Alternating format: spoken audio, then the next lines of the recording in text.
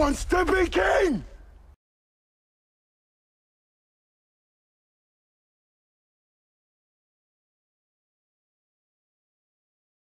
Back in the old days, when there was an outside threat that was a menace to multiple kingdoms, the kings came together and they united against that force. I think right now in this space where men are trying to help young boys and lost men find their way, to find their purpose, this is our kingdom. And while those of us who are trying to do this work have different delivery systems and sometimes different ideas about how to get things done, there are good guys in this space that have the most pure intentions, and these men must be protected.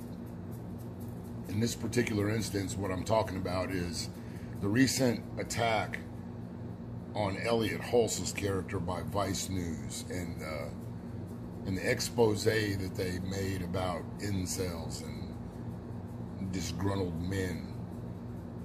Now, before I say anything else, I want to make it abundantly clear that I don't know Elliot Hulse at all. I've never talked to him. I've never met him. I've never been involved in any of his programs, any of that stuff. Elliot and I have absolutely nothing that's tying us together other than we have walked parallel lines in our businesses over the past decade or so. But I always watched Elliot's content because, again, I owned a gym, trained athletes, and I was always trying to learn things, and Elliot had a good way of presenting things and presenting his ideas about things. So I consumed his content. I thought he was a knowledgeable dude, and he seemed like a good enough guy. And over the course of the years, Elliot went through his own transition, his spiritual journey, and his content got a little bit weird. But he was on a mission, he was on a journey, and I'm not one to judge a man's path to finding himself. But I didn't watch that content, and when he came back, he found himself in the red pill space. And I watched Elliot's transformation as he learned the tenets of the red pill, and he started grabbing the parts of it that made sense to him as a married man and as a Christian. And because of his charisma and his presentation style, he approached it aggressively. And that's the soundbite that Vice grabbed and decided to try to bring down one of the most important men in this space, in my opinion.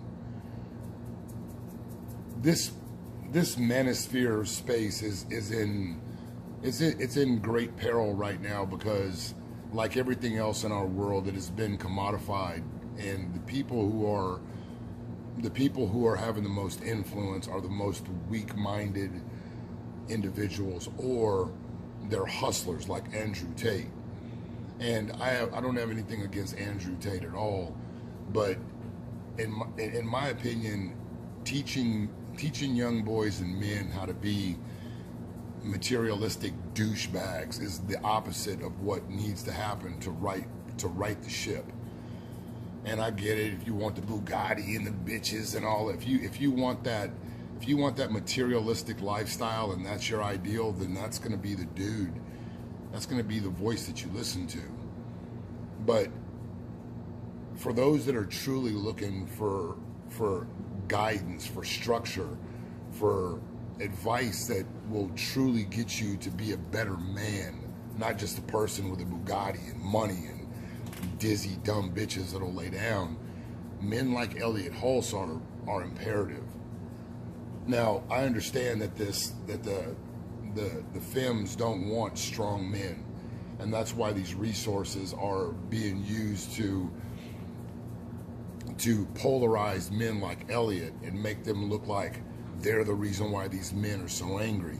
Because Elliot tells men to stand up and be aggressive and have boundaries and don't take shit from bad women, because he tells men the truth, because Elliot tells young men the things that their father should have told them. that cannot be had. They're supposed to be sensitive wimps. And that's the reason why men like, I use that term loosely, like Rollo Tomasi, go unmolested.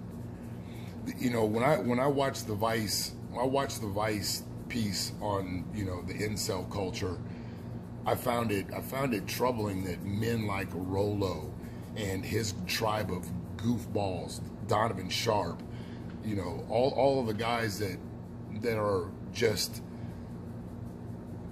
cucks and sissies. These guys that preach this Rollo narrative, this irrational, irrational female mindset, those are that's the true culprits in making these young men disgruntled, to make these men feel like they've got no chance, no choice in life. Those are the men that are preaching this victim loser shit. It's not Elliot Hulse. And to tie Elliot with that Elliot Roger dude is, to me, it's beyond insulting.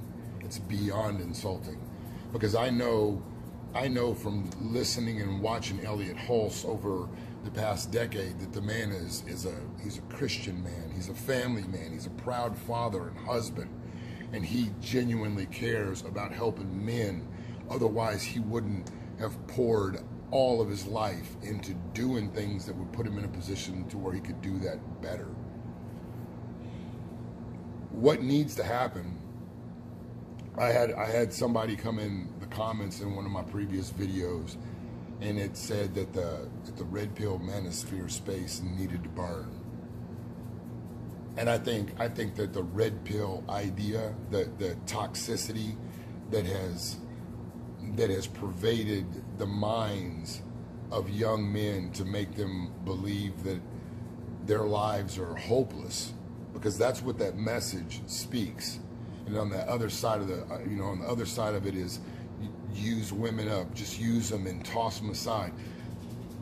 The cognitive dissonance that is involved in this is staggering, and the fact that they didn't go after the real culprits and causing this is troubling.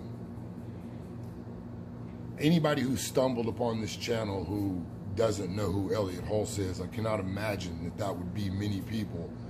If you're looking for another voice, someone, you know, another person to give you some structure, give you different ideas about how to approach becoming the man that you want to become, I would highly suggest that you view Elliot Hulse's content, because the man talks about a lot of things that young men and boys need to embrace. There is a massive war going on against masculinity, and I think that's why those of us who preach accountability, being stoic and handling your business, not being a whiny bitch and blaming women, those of us who speak that truth, we have to fight from the shadows.